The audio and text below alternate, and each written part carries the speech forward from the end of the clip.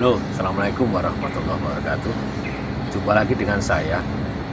Di sini kita baru selesai mengadakan survei di tempat calon customer kita. Ini instansi, jadi saya lagi ada di Universitas Gajah Mada. Jadi kita sudah 8 tahun bekerja sama dengan Universitas Gajah Mada, dipercaya untuk menangani tentang kendala dengan hama rayap di gedung-gedung di Fakultas Universitas Gajah Mada. Nah ini rekan-rekan, setelah kita melakukan survei, kita analisa jenis rayapnya, nah kita ukur gedungnya yang akan kita lakukan treatment anti rayap. Nanti kita akan melakukan penawaran. Kita presentasikan sistem kita. Setelah nanti ada ACC, nanti akan kita eksekusi pekerjaan. Nah pekerjaan ini rekan-rekan itu di gedung UGM ini kebanyakan memang ini jenisnya jenis rayap tanah. Jadi yang pertama kita lakukan yaitu dengan menggunakan sistem injeksi. Di mana sistem injeksi ini kita melakukan pengeboran di bawah dinding sisi pondasi. Ya, ini semua di lantai yang di bawah dinding akan kita lakukan pengeboran. Ini dengan jarak antara lubang satu dengan yang lain, ini jaraknya sekitar 40 cm sampai 60 cm. Nah setelah dilakukan pengeboran, baru nanti dilakukan injeksi atau penyuntikan. Ini kenapa dilakukan dengan jarak yang cukup dekat, 40 sampai 60 cm.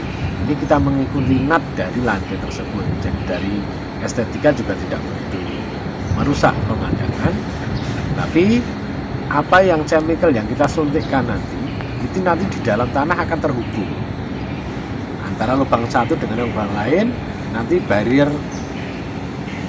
barrier sistemnya nanti akan terjadi, jadi penghalang karena cairannya nanti ketemu antara satu lubang dengan lubang yang lain. Nah setelah dilakukan penyuntikan, itu nanti yang perlu kita lihat juga untuk atapnya atau plafonnya yang masih menggunakan rangka kayu atau ada lapisan gipsumnya juga, karena kan gipsum ini kan ada mengandung kertas. Nah kadar selulosa yang ada dalam bahan tersebut inilah yang menjadi tujuan rayap untuk yang dicari rayap, karena ini selulosa ini kandungan yang dimakan rayap. Nah ini sebenarnya sistem yang kita gunakan spraying atau penyemprotan ini fungsinya adalah untuk mengeliminir atau membasmi atau mengendalikan rayap yang sudah terlanjur ada di dalam plafon atau atap. Nah ini kenapa mesti dilakukan seperti itu? Kalau dari dalam tanah kita sudah kasih penghalang di lantai satu tadi, maka rayap yang sudah terlanjur di atas dia akan membuat softness atau rumah tambahan. Nah, rumah tambahan inilah yang dia gunakan untuk penyebaran lagi. Nah, makanya kita harus lakukan sistem berikutnya, yaitu penyemprotan pada seluruh bagian plafon maupun atap, agar rayap yang di atas juga akan terkendali. Mungkin dengan sistem satu melakukan lantai dan plafon maupun atap, ini sudah merupakan sistem yang sangat efektif. Ini harapannya, tujuannya adalah membersihkan atau memaksimalkan bahwa populasi rayap di dalam gedung tersebut sudah steril. Bila mana kok masih ada satu atau dua alur yang masih muncul, nah ini nanti baru kita lakukan dengan sistem yang ketiga, yaitu dengan sistem pengumpanan. Nah, karena mungkin ada beberapa kendala teknis yang tidak memungkinkan kita lakukan pengeboran. Contohnya mungkin di area dekat kamar mandi, di situ ada pipa yang ditanam di bawah lantai. Nah ini kalau kita lakukan pemaksaan, kita ngebor di tempat tersebut, maka pipanya akan berlubang. Nah ini kan tidak bagus, menimbulkan kerusakan yang lain.